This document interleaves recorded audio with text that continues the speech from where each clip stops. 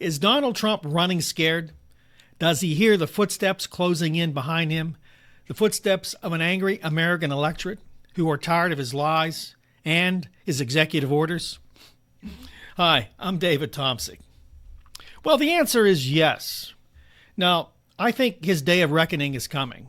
Donald Trump, a well-known narcissist, is starting to feel the pressure. He's starting to see his support across all party lines slip. That's making him angry. He doesn't understand it. And today I'm going to give you 5 reasons I believe he's running scared. 5 causes. 5 things that I believe he'd love to change but can't. He's now stuck. Now, this is a guy I believe, and many others do as well, would love to run for a 3rd term somehow. But I think he realizes he's going to be lucky to get through his 2nd term as president.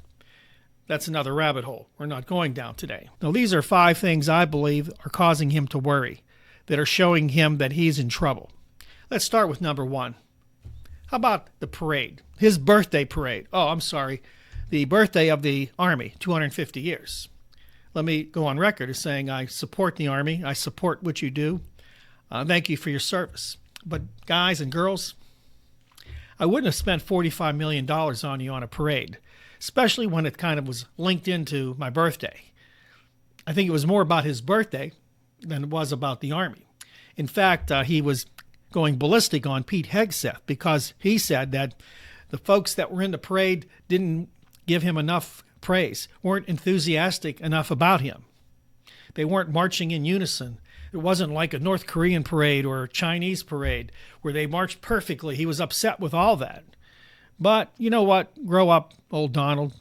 It wasn't about you, and it shouldn't have been about you, but obviously it was. Now let's look at it this way. For him, there wasn't enough people attending his parade, not the numbers he thought he would have. Now, he was expecting it to be packed. It's not like January 6th when all those patriots crowded around him and he went and he told them to go storm the Capitol building, which is what he kind of did. It wasn't like that. He wanted to see fervent crowds cheering soldiers, worshiping the Fuhrer. But instead, he got, not a lot. Meanwhile, the second reason he's running scared is the No King's Day protest. This is a wake-up call for Donald Trump. If you thought that he didn't see enough people at his parade, birthday parade, now it's estimated that between 3 and 6 million people attended these protests across the nation, small towns, large towns, cities. There were some in our city as well here. Now, I know dozens of people that wanted to go and thought they should have went after the fact. I know a lot of people that were older that really couldn't make it out physically. Myself, I did not go. I was at a family dinner for Father's Day, already planned. But I do support everybody who went. But for Donald Trump, seeing these protests across the nation had to be another black eye for him. He's starting to see an uprising. He's starting to see massive, major opposition. This worries him. Once again, the 2026 elections are right around the corner. He knows that this is going to be a big problem. Believe me, he's not stupid when it comes to that. He knows that people will vote against him, already have. And I believe myself that the 2026 elections could turn the tables on him, which makes him a cornered animal in the next 2 years. We have to be wary about what he might do to regain his control. Now, the third reason is just that. The Democrats have a good chance of taking control of both houses in the 2026 elections. They can control the Senate and the House of Representatives. He is worried about this. You see, any special election they already had that were leaning Republican went Democrat in a big way.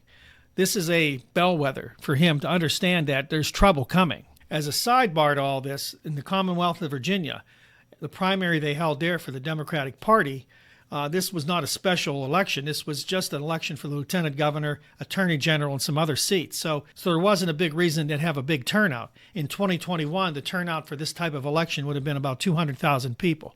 This time this year, over 470,000 people voted in that primary, almost double.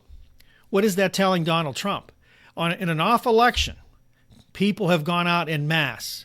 And he is worried because, you see, even though he claims he won the election in 2020 because Joe Biden cheated, the truth was the number of people that went out to vote was a record. They voted against Donald Trump. That's why Donald Trump lost, not because the election was stolen from him from Joe Biden. He lost. And Donald Trump has to worry that 2026 could be similar to 2020, a bloodbath for the Republican Party. So before I move forward, I want to let you know we have a second channel. It's called Nights Around the Fire, where we talk about mysteries, legends, and myths. It's a great channel. I have a link in the description box. If you enjoy those types of conversations, go over to that channel and enjoy it.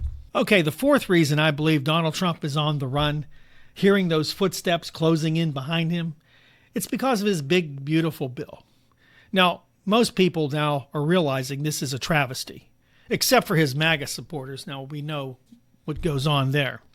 Now, this big, beautiful bill is nothing more than a big brown turd floating in a cesspool along with his other executive orders. In fact, Donald Trump's big, beautiful bill will balloon the deficit, take from the poor to give to the rich, and it will stiff the working class. It also will take health care from the poorest of the poor. Now, the Office of Management Budget pretty much told everybody this was going to add about $10 billion of debt to our budget, to our deficit. Every reputable study, including Penn Wharton School, Yale Labs, and others, say that this is a net loss for the working poor. Net loss. There's no way around this. It's a net loss for the working poor. Now, they're threatening to close rural hospitals. They're threatening to throw more people off of health care. This is the Republican way. This is the right-wing way, because rich people need the money. It's better in their hands than a poor person who needs to eat or get cancer treatments. We don't have to worry about stuff like that, or even children who need cancer treatments. Let's not worry about them.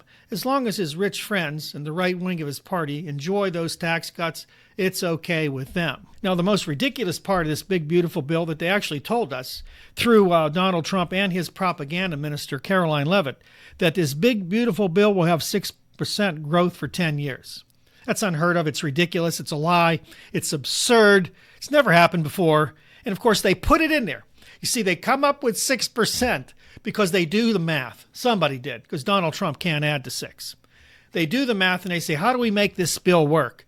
Then they keep going up with how much growth they need to compensate for the debt. Came to 6%. So if you get 6% growth every year for 10 years, that fixes it all. The problem is that's as far from the truth as you can get. As I said, his press secretary, Caroline Leavitt, the propaganda minister, could be worse than even Marjorie Taylor Greene or Lauren Boebert, these two right-wing people of the Republican Party, these Christian nationalists. She may be worse than these two, because she is a tried and true propaganda minister. She literally got in front of the camera and with a straight face told the American people that this is the greatest bill in history. It's going to solve all of our problems. She said it with a straight face. It's okay to deport American citizens. It's okay to do whatever Donald Trump wants, because we've got to agree with our Fuhrer. My fifth reason why Donald Trump's on the run. It's the war with Iran. Now, this has been in the works for many years. And let's be honest, this has always been on the table with different presidents, just in case. I don't think anybody really ever wanted to do it. I don't think anybody was ever dumb enough to do it, well, until now. Now, of course, there were multiple reasons we bombed Iran. Now, I think the most important one, I believe, is the fact that Donald Trump needed a boost. He needed to be a wartime president. He had to show the world he was strong. He had to show the American people he was strong. He had to go after the evil empire of Iran and put them in their place. Now, let's keep in mind that there was a nuclear agreement. Let's keep in mind, you people who love him, there was already an agreement with Iran that was working, with legitimate people testing and checking Iran to see if they were building nuclear weapons. Donald Trump tore that up, tore that agreement up. Why? Because Barack Obama's signature was on it, and he couldn't take it. He tore it up, and now this leaves in the question whether Iran was truly building a nuclear weapon. Our own intelligence agencies said they weren't. But Donald Trump ignored that, said they don't know what they're talking about. Again, I mentioned this just the other day. It's crazy that he would say this, knowing nothing himself. His own intelligence services, all of them, said Iran was not building a nuclear weapon. We bombed them anyway because guess what? We were bombing them for Israel, his buddy, and he was hoping to get some extra poll numbers to go up because they're collapsing. Neither happened. They're still at war. He has this ceasefire he negotiated. Just think about it. He negotiated this ceasefire. But he's the guy that started it all to begin with. A war we didn't need to start, and it is a war. Now, that's not going to hold, I'm sure, because Israel won't hold, and Iran won't hold now, because guess what? You bombed them. You're at war. Idiot.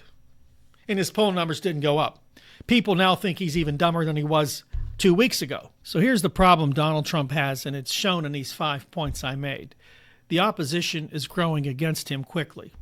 He was hoping to be able to do what he wanted. He was hoping to have more control. He ignored the Constitution. He stepped around Congress. He ignored the courts. His tariffs, for instance, are illegal. He cannot just take over tariffs. That's Congress's responsibilities. A new Congress, especially one the Democrats control, might take that back. His war against the world will be over. His war against the global order would be over. He will have less and less authority unless he goes full dictator. There are ways he can make that happen. They would be very difficult, but he can do it. Now, the fact that Donald Trump is a guy that doesn't like to lose, he may double down. He may triple down. He would do things we may not expect to take back full control. I'm not sure how that would work, but it's something we should all worry about. So between now and 2026, we have to stay vigilant. Keep praying for the freedom of our country. So America, we have to stay vigilant. We have to stay alert. We have to keep the pressure on Donald Trump. Show him that the opposition is still there, closing in on him. So that way we can keep him in check and hopefully prevent him from doing anything really stupid. That could be a problem in itself. Anyway, it's all the time I have. God bless you. Don't forget to like, subscribe, and share our videos. So we'll see you next time right here on your favorite channel for news, information, analysis, and commentary, The David Thompson Show. We'll see you.